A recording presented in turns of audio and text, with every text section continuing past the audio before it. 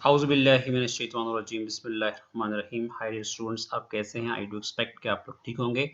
तो ये एक मेरे स्टूडेंट्स ने डिमांड की थी कि सर हमें एक ऐसी वीडियो बना दें कि जिसमें ये डिफरेंट टेक्निक्स जो है उनकी रेंजेस का जो है मसला होता है, तो उसमें हम काफ़ी ज़्यादा पज़ल हो जाते हैं, ठीक है? यानी मिक्स अप कर देते हैं, तो उस पे अब अगर आप वीडियोज़ बना दें तो हम आपके काफ़ी मशकूर होंगे। तो कोई मसला नहीं है, मैंने वीडियो फिर बना दी। तो कुछ टेक्निक्स हैं जिसके मतलब हम पढ़ेंगे कि ये किन जो है वो इनकी रेंजेस जो है वो क्या होती हैं, ठीक है? तो the range of coefficient of variation जिसको हम सी डॉट पी से डिनोट करते हैं, डिस्पर्शन की टेक्निक है। इसकी रेंज जो होती है वो याद रखिएगा वो 0 से लेके इन्फिनिटी होती है, कि इसलिए ये डिस्पर्शन की टेक्निक है। तो dispersions can not be negative, that's why the range of coefficient of variation is always in between 0 and infinity, ठीक है?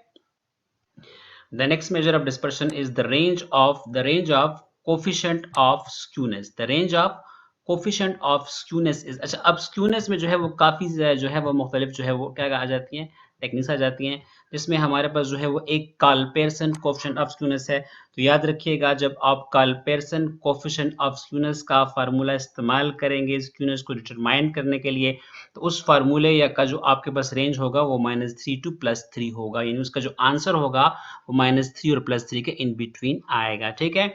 The second technique which is to be used to determine the value of skewness is Bowley coefficient of skewness. तो जब बाउले coefficient of skewness का इस्तेमाल आप करेंगे तो इसकी रेंज क्या होगी, -1 से लेके +1 होगी, ये आपने याद रखना है। The third technique which is totally based on movements, ठीक है, जिसको हम बीटा 1 भी कहते हैं, यानी मूवमेंट्स रेशो कहते हैं, ठीक है?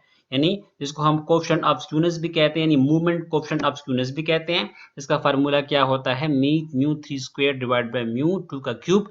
तो आपके पास उस टेक्निक से आपके पास जो रेंज आएगी वो -2 से लेके +2 के इन बिटवीन होगी। You have to learn, you have to mug up on your fingertips because these are very important and this create puzzling in interview and as well as in written test है। The range of coefficient of kurtosis, तो coefficient of कर्टासिस के लिए भी हम दो techniques जो है वो इस्तेमाल करते हैं। कि हमारे पास मूवमेंट्स बेस्ड होता है, जिसको हम बीटा 2 से डिनोट करते हैं, उसको हम मूवमेंट कोफिशिएंट ऑफ कर्टासिस भी कहते हैं। तो उसमें जो कर्टासिस की रेंज होती है वो 0 से लेके इन्फिनिटी तक होती है। एक टेक्निक हमारे पास जो है वो परसेंटाइल पे टोटली बेस करती है। तो अगर आप उस टेक्निक को इस्तेमाल करके कर्टोसिस की वैल्यू या डिस्ट्रीब्यूशन में अगर आप कर्टोसिस देखना चाहते हैं तो उसकी वैल्यू 0 से लेके क्या होगी, 0.50 होगी, ठीक है? यहाँ पे स्पेलिंग मिस्टेक होगी। The range of mean, arithmetic mean की रेंज जो होती है वो चूंकि माइनस भी आ सकता है, पॉजिटिव भी आ सकता है, तो अंडरस्टूड बात है कि माइनस इन्फिनिटी से लेके प्लस इन्फिनिटी होती है। The range of variance is always 0 to infinity because variance is a method of dispersion, dispersion can not be negative, dispersion is always positive.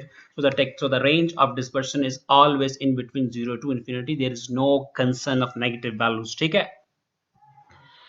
The range of coefficient of correlation, जिसको हम small are से denote करते हैं, उसकी जो range होती है वो -1 से लेके +1 के इन बिटवीन होती है, ठीक है? The range of coefficient of correlation या काल्पेरसन कोएफिशिएंट ऑफ कोरिलेशन या मूवमेंट कोएफिशिएंट ऑफ कोरिलेशन भी इसको कहते हैं, उसकी रेंज -1 से लेके +1 के दरमियान होगी।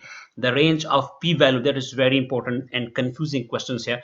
The range of P value is 0 to 0 to 1, यहाँ पे गलती मैंने कर ली है, तो यहाँ पे आप क्या कर लीजिएगा, यहाँ पे आप इसको 1 कर लीजिए, क्या कर लीजिएगा, 1 कर लीजिएगा, ठीक है? ये आपने याद रखना है क्योंकि प्रोबेबिलिटी है ना। The range of coefficient of determination is 0 to 1। Coefficient of determination जिसको हम कैपिटल आर स्क्वायर से डिनोट करते हैं, उसकी रेंज 0 से लेके +1 तक होती है। ये भी आपके पास नेगेटिव नहीं होता है, ठीक है? क्योंकि इसके ऊपर क्या होता है, स्क्वायर रूट होता है, ठीक है? The coefficient of rank correlation, जिसको हम स्पीयरमैन रैंक कोरिलेशन भी कहते हैं, इसका जो आंसर आता है, जो इसकी रेंज होती है वो भी from -1 to +1। And the range of multiple correlation, जिसको हम कैपिटल आर से डिनोट करते हैं, तो मल्टीपल कोरिलेशन का जो रेंज होता है वो क्या होता है, वो 0 से लेके +1 होता है। अच्छा, यहाँ पे मैंने गलती की है, कोफिशिएंट ऑफ डिटरमिनेशन के ऊपर स्क्वायर रूट नहीं होता, सॉरी, बल्कि रेंज ऑफ मल्टीपल कोरिलेशन के फार्मूले में स्क्वायर रूट होता है। तो ये भी एक आपके पास एक दलील है कि ये नेगेटिव जो है वो नहीं हो सकता है।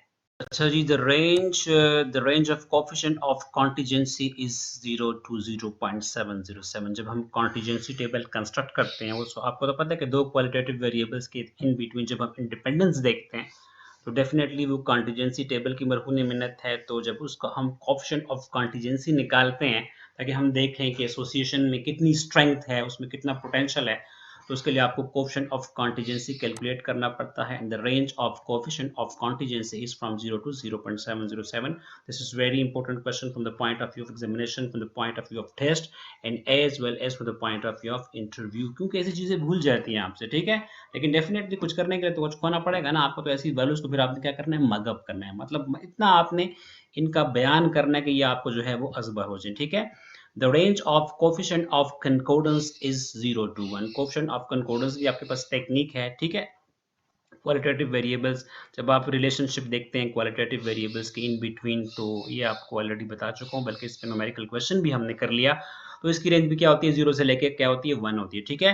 The coefficient of alienation is 0 to 0.1. Actually एक होता है कोफिशिएंट ऑफ डिटर्मिनेशन, एक होता है कोफिशिएंट ऑफ नॉन डिटर्मिनेशन। तो हम आसान अल्फाज में, आसान भाषा में, सिंपल लैंग्वेज में कोफिशिएंट ऑफ नॉन डिटर्मिनेशन को कोफिशिएंट ऑफ एलिनेशन के नाम से भी जानते हैं।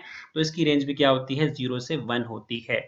The range of coefficient of regression, जिसको हम बीटा कहते हैं, जिसको हम रिग्रेशन कोएफिशिएंट्स भी कहते हैं, ठीक है। तो याद रखिएगा, उससे भी किसी किस्म की हद नहीं लगती, वो नेगेटिव भी हो सकता है, पॉजिटिव भी हो सकता है। So the range of betas या the range of regression coefficients is always in between minus infinity to plus infinity, ठीक है।